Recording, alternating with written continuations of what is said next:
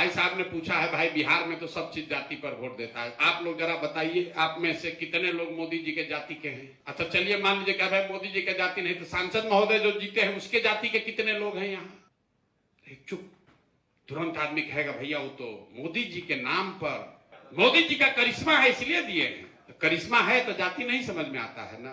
हिंदू मुसलमान हो जाता है तो जाति नहीं बुझाता है। मोदी का करिश्मा है तो जाति नहीं बुझाता है। पुलवामा हो जाता है तो जाति भुला जाते हैं। बोफोर्स का मुद्दा आया तो जाति भूल गए। इंदिरा गांधी की मृत्यु हो गई तो जाति भूल गए।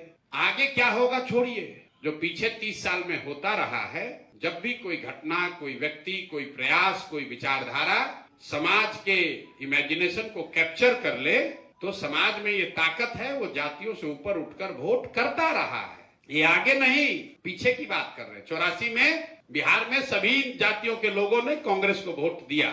89 में सभी जातियों के लोगों ने बीपी सिंह को वोट देकर जिताया। 2014 में सभी जातियों के लोगों ने मोदी जी को जिताया।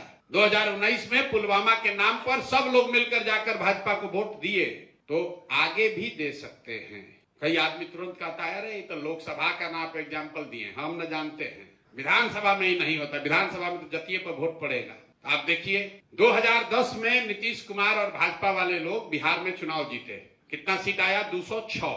एनडीए को 206 सीट आया। सामने उनका लड़ाई किससे था? लालू जी, रामविलास जी और कांग्रेस, तीनों एक साथ थे। तब नीतीश जी के साथ भाजपा थी। भाजपा में मोदी नहीं थे उस समय, इतना बड़ा ताकत मोदी, अमित शाह संग ये सब नहीं था। केंद्र में कांग्रेस की सरकार थी। लालू जी भी तब जवान थे, ज्यादा उनका ताकत भी था। रामविलास जी भी थे। तीनों लोग एक साथ, और नीतीश भाजपा एक साथ। नीतीश भाजपा को कितना सीट आया? 206। लालू कांग्रेस रामविलास जी को कितना सीट आया? 30, 32, 34 एग्जैक्ट। फिर वही कॉम्बिनेशन चुनाव लड़ा पिछला 2020।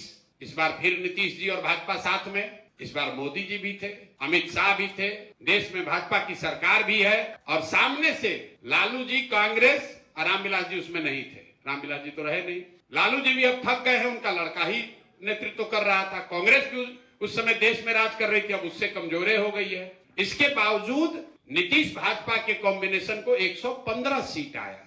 क्या हुआ? नीतीश भाजपा के जाति और जाति समीकरण के लोग बिहार छोड़कर चले गए? नहीं। 2010 में 206 सीट इसलिए आया था कि जाति का समीकरण भी था, और बिहार का करीब करीब हर व्यक्ति ये मानता था कि नीतीश ने पहले टर्म में अच्छा काम किया है, तो उसने जाति का समीकरण भी है और काम भी है, तो 206 सीट आया है। और 2020 में खाली जाति के समीकरण पर लड़ने गए तो 115 आने में दम निकल गया। तो जाति समाज की सच्चाई है। हम ये नहीं कह रहे हैं कि जाति पर वोट नहीं है, लेकिन जाति एक